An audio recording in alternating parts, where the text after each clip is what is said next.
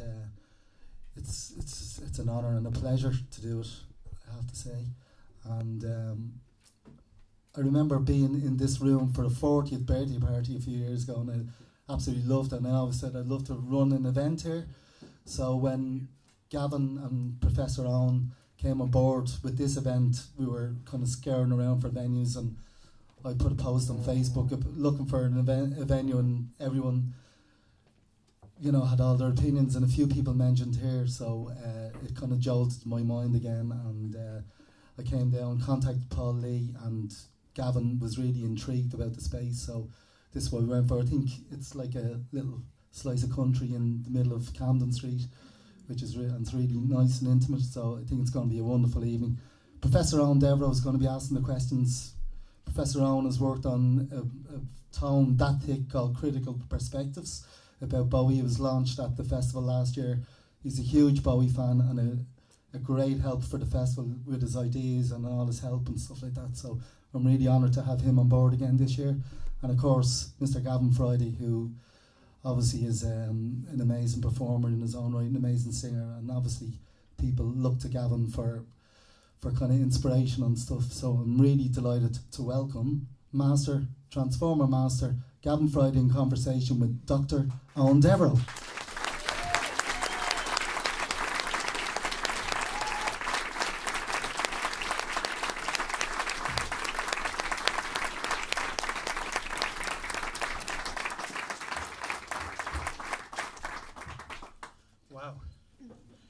So good evening and welcome to tonight's conversation, which is taking place, as you know, as part of the third annual Dublin David Bowie Festival.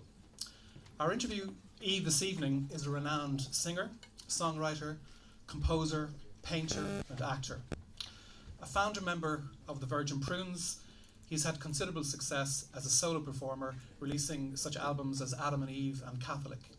He has guested with numerous bands and performers, including A Tonalist, and my favourite band, The Fall. Like the subject of our conversation this evening, Friday's work is versatile in its scope and approach. He's the author of the critically acclaimed Casement Sonata, for example. I had said to Gavin a few weeks ago, and I'm very proud of this, as somebody who got threatened with being beaten up when I bought a copy of the first Virgin Prunes single to school. I'm honoured to be interviewing our guest this evening. So everybody put your hands together and give a big Dublin welcome to Gavin Friday.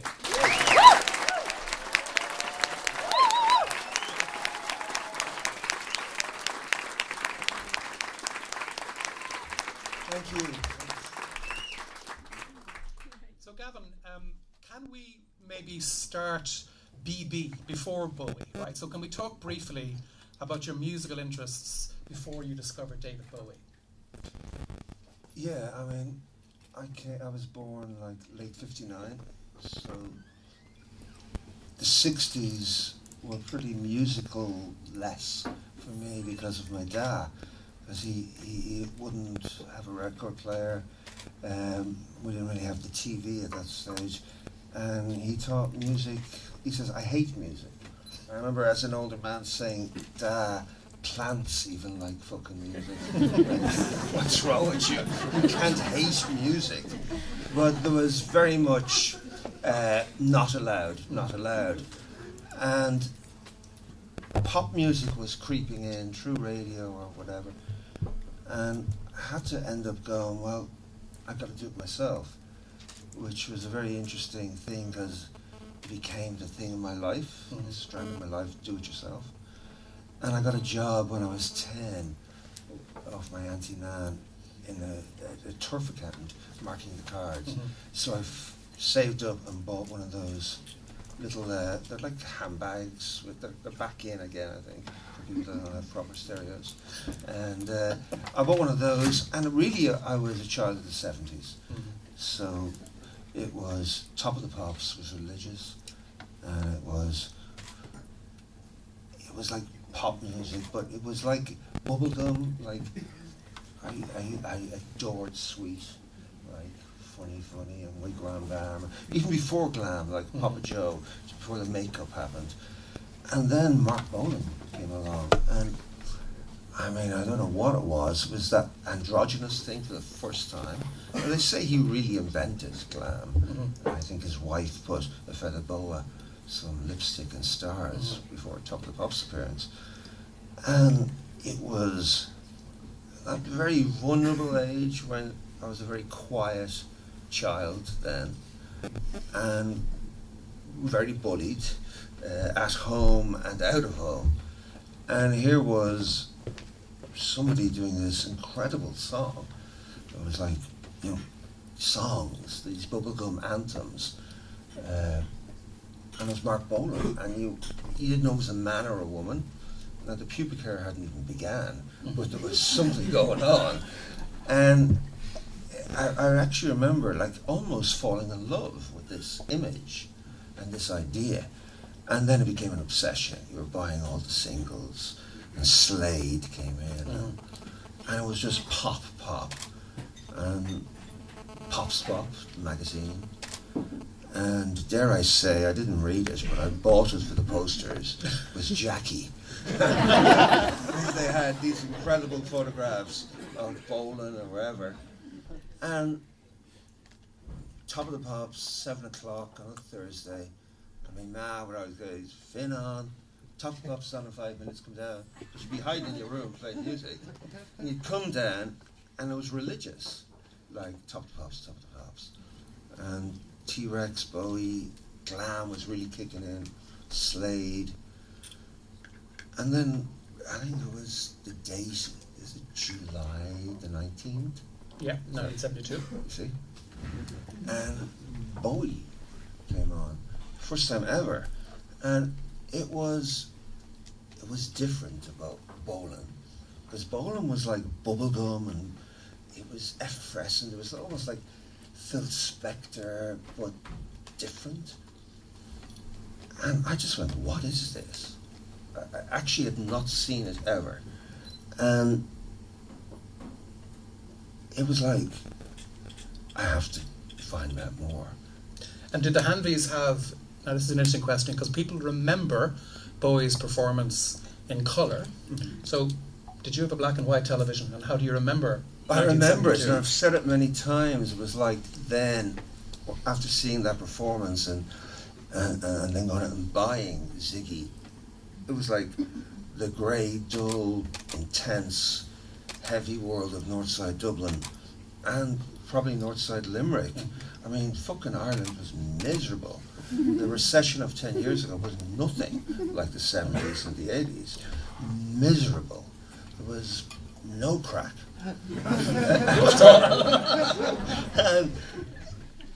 and yes, it was psychedelic in colour, but in truth, when I examine it, and I have this image in my head, I saw him in colour. I don't think we got a colour TV till 74 or 5. We got a fridge in 73, I know that. No more putting the milk in the sink.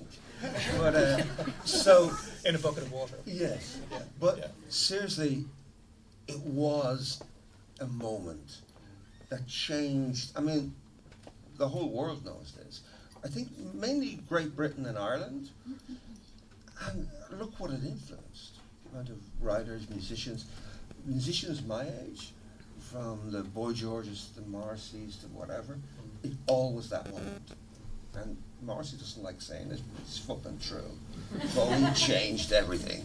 You know, changed he everything. famously dyed his hair gold and got beaten up Really? for that. Yeah, he did indeed. I mean, I suppose I'm struck by that, but how radical Bowie was, because in one sense, when he died 2 years ago, and we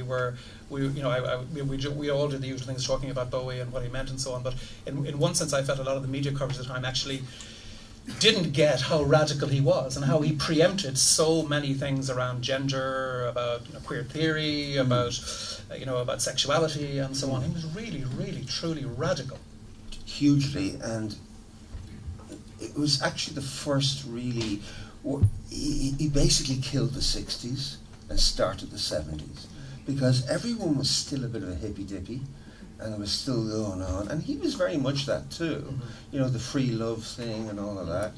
But the sexuality thing was huge. Yeah. Huge. And he basically was the first person ever to embrace that and actually go, it's okay to dress this way or that way or whatever. And you never knew. And he had that infamous thing, I mean, Pop Swap, within a matter of months, buying Pop Swap and occasionally Jackie, if it was a good poster, Enemy, Sounds, Melody Maker, and suddenly it was like you were reading Shakespeare. Suddenly you jumped to Shakespeare of music, and it became an obsession. The craziest thing was Starman was mystifying and what the fuck, but then I bought the album, and I had never heard an album before. I'd heard about Beatles and you hear this, but when you hear an album like that, and it changed absolutely everything. And did you change in your appearance, your physical appearance, your hairstyle, the way you presented yourself to the world? Did you get your ears pierced, or I did, change your but hairstyle? it was a bit slower than that because, like, my mum was great. She was a dressmaker, which became very handy about 5 years later. But I wasn't that brave. I was very brave when I was like 17, 18, but yes, the hair looked like Mark Bolan, believe it or not, and I was extremely shy. So earrings happened, but had to be hidden from Christian brothers and fathers, etc. So it was very slow, but once 75 kicked in and I'd met my other friends, eyeliner, the whole lot, it just went. But what changed me really was I never thought music could relate to me.